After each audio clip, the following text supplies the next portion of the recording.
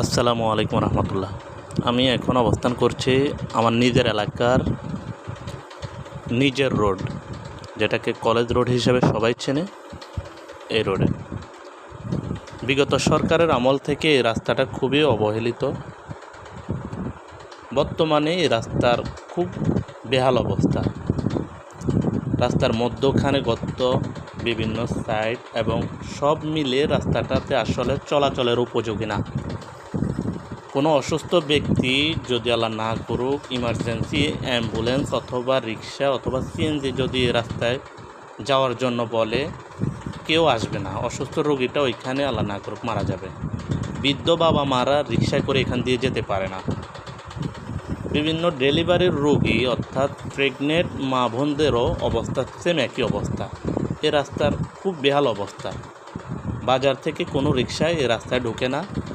বাজার সদাই থেকে শুরু করে চালের বস্তা অথবা প্রয়োজনীয় কোনো কিছু যদি এ রাস্তা দিয়ে আপনি নিয়ে যাওয়ার জন্য বা এক স্থান থেকে অন্য স্থানে নিতে যান, তারা আসতে চায় না।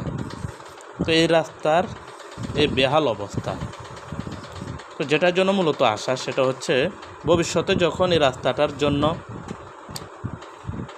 কাজের টেন্ডার পড়বে, তখন সকলে একটু সহযোগিতা করবেন, সকলে তদারকি করবেন এই রাস্তাটা সঠিকভাবে কাজ হচ্ছে কিনা।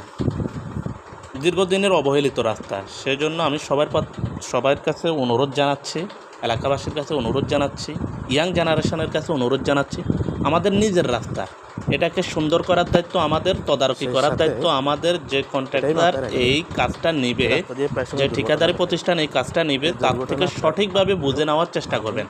রাস্তাটাকে পুনরায় নির্মাণ করতে হবে, যেহেতু এই রাস্তাটা একদমই নিচু হয়ে গেছে, তার উপর গর্ত, বিভিন্ন খাদাখন্দ।